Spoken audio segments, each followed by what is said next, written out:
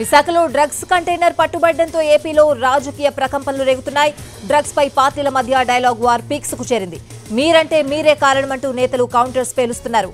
ఫలితంగా ఎన్నికల వేళ మత్తు రాజకీయం మరింత వేడెక్కింది.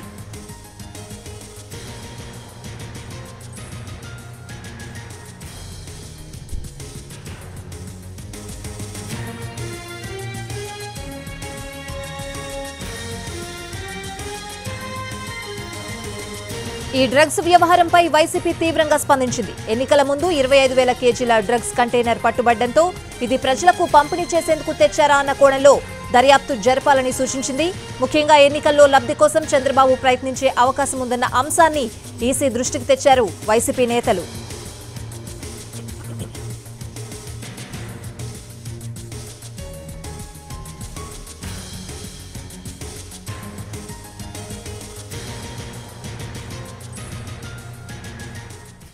అయితే ఈ వ్యవహారం మొత్తం చంద్రబాబు కుటుంబం బంధువులే ఉన్నారని, అయితే సీఎం జగన్ పై విషం చిమ్ముతున్నారని మండిపడ్డారు పేర్ని నాని.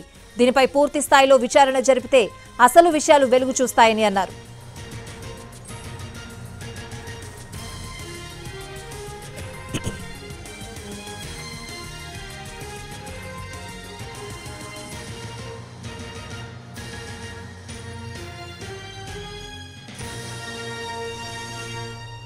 మరోవైపు ఈ ఘటన వెనుక వైసీపీనే ఉందని, తమ నేతలను ఇందులో లాగడం తగదన్నారు బీజేపీ నేతలు. ఇలాంటి అవాస్తవాలు ప్రచారం చేయొద్దని స్పష్టం చేశారు కమలనాథులు.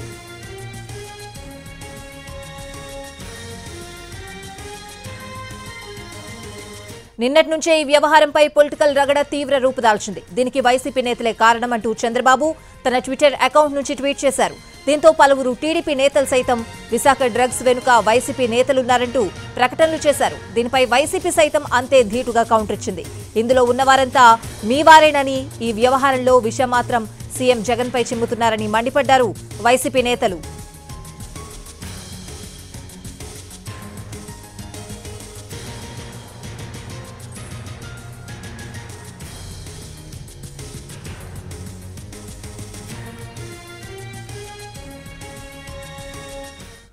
విశాఖ పోర్టులో వేల కోట్ల విలువైన డ్రగ్స్ పట్టుబడడం ఏపీలో రాజకీయ ప్రకంపనలు సృష్టిస్తోంది.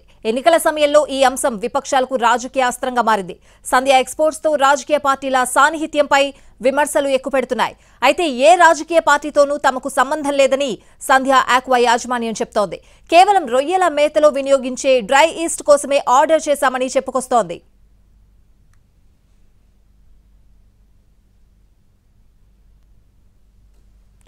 విశాఖలో దొరికిన డ్రగ్స్ తో టీడీపీ నేతల ప్రమేయం ఉందన్న అనుమానం ఉందన్నారు సజ్జల. తప్పించుకోవడానికి వైసీపీ ప్రభుత్వంపై నింద వేస్తున్నారని ఫైర్ అయ్యారు.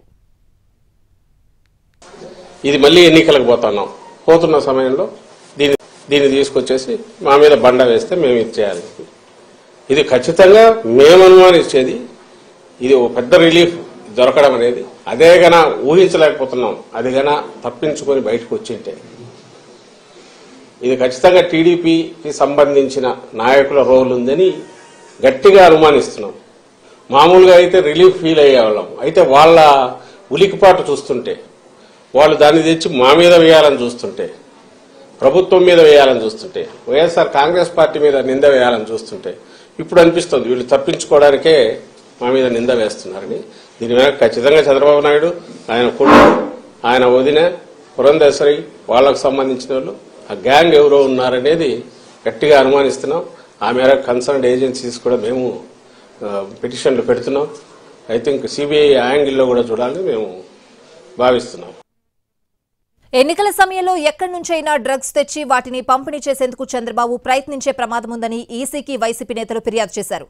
అలా జరగకుండా చూడాలని కోరారు.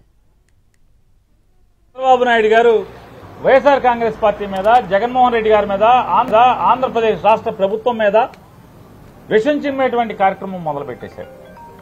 ఎంత కిరాతకంగా, దుర్మార్గంగా, ఎవరయ్యా ఈ వ్యక్తులు అని చూస్తుంటే ఇవాళ ఏంటి చంద్రబాబు ఎందుకు వచ్చాడు, అసలు ఇంకా సిబిఐ నోరిప్పలేదు. ఎవరి వ్యక్తులు ఏంటి, కంటైనర్ ఏంటి అని మీడియా గాని ప్రపంచం గాని అజగనుకోక ముందే ఆయన బయటకు వచ్చి మాట్లాడేస్తాడు, విషం చిమ్ముతాడు. ఎవరయ్యా ఈ వ్యక్తులు అంటే విదేశాల నుంచి డ్రగ్స్ అందుకున్న వాళ్ళు ఎవరయ్యా అంటే అడ్రస్లని చూస్తే అంతా మనోళ్లే, అంతా బీరకాయ పీసే, అంతా సుట్టరకాలే.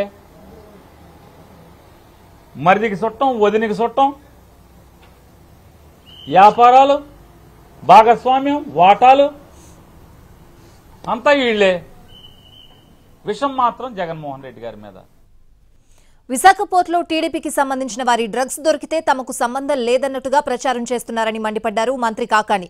వాటిని ప్రభుత్వానికి సంబంధం ఉన్నట్లుగా ఆపాదించేందుకు ప్రయత్నిస్తున్నారని ఆగ్రహం వ్యక్తం చేశారు. దొంగ అన్నట్లుగా ఈరోజు ఏ విధంగా తయారైంది?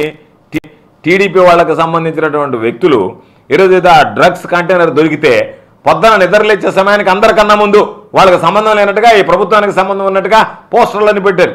ఆ పోస్టింగ్లన్నీ చూసిన తర్వాత అసలు ఈ క్యాండిడేట్లు ఎవరు అని చెప్పి ఆరాధిస్తే వాళ్ళంతా ఆయనకి అత్యంత ఆప్తులు చంద్రబాబు నాయుడు గారికి, లోకేష్కి అని చెప్తే ఈ రోజు మరలా రకరకాలైనటువంటి వాటిని మార్చి మాట్లాడుతున్నారు. అందుకని మీకు అలవాటు, మీరు చేసేటువంటి దొంగ పనులు, మీరు చేసేటువంటి అవినీతి, మీరు చేసేటువంటి అక్రమాలు, దొంగ అన్నట్టుగా మనం ముందుగా మాట్లాడేస్తే బాగుంటుందని చెప్పని. డ్రగ్స్ కేసులో సీబీఐ ఆరోపణలను విశాఖ పోలీసులు ఖండించారు. విచారణ సమయంలో జాప్యానికి అధికారులు, సిబ్బంది కారణమని సీబీఐ ఎఫ్ఐఆర్లో పేర్కొనడాన్ని తప్పుపట్టారు. సీబీఐ రిక్వెస్ట్ చేస్తేనే తాము అక్కడకు వెళ్లామని అన్నారు సిపి రవిశంకర్ ఐనార్. దాంట్లో లోకల్ వైజాగ్ గవర్నమెంట్ ఆఫీషియల్స్ అక్కడ ఉండటం వల్ల అక్కడ డిలే అయిందని చెప్పేసి కొంత ప్రచారం జరుగుతుంది. అది అవాస్తవం. అసలు వాళ్ళు రిక్వెస్ట్ చేశారు, లోకల్ పోలీస్ నుంచి డాగ్ స్క్వాడ్కి రిక్వెస్ట్ పెట్టారు. వాళ్ళు చేసిన రిక్వెస్ట్ మీద మా దగ్గర నుంచి డాగ్ స్క్వాడ్ పోర్ట్ ట్రస్ట్కు వెళ్ళటం జరిగింది. తర్వాత నేను కూడా అక్కడ వెళ్ళి అసలు ఏం జరిగిందని చెప్పేసి విషయాలు కనుక్కున్నాను.